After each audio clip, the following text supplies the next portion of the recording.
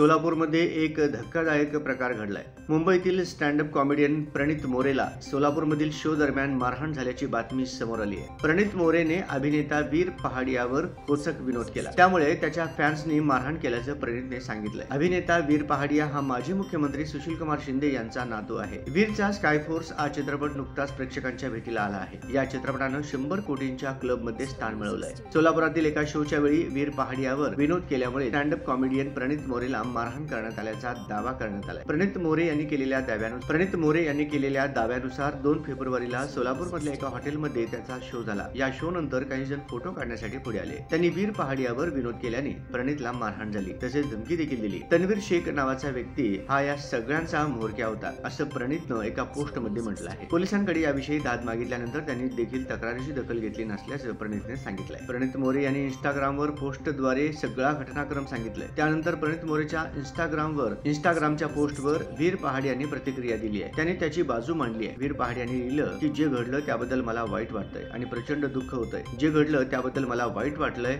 आणि प्रचंड दुःख होतंय प्रणित। मी हे स्पष्ट करतो की यात माझा काही हात नाही। मी कुठल्याही प्रकारच्या हिंसेचं समर्थन करणार नाही। मी ट्रोलिंगचा इतका विचार करत नाही। एका कलाकाराला टीका केल्यामुळे मारहाण करावी याला तर मी कधीच पाठिंबा देत नाही। जे घडलं त्याबद्दल मनापासून माफी मागतो। मी या बाबतीत जे शक्य आहे ते करेन। तुला बळ मिळो। आता प्रणित मोरे मारहाण प्रकरणावरून पोलीस काय पावलं उचलतात हे पाहावं लागेल। तसेच हे मारहाण करणारे कोण होते, त्यांचा शोध पोलीस कसा घेणार हे पाहावं लागेल। दरम्यान अनेक स्टँडअप कॉमेडियन्सनी प्रणित मोरेला पाठिंबा दर्शवलाय। तसेच काही कलाकारांनी या घटनेचा निषेध व्यक्त केला।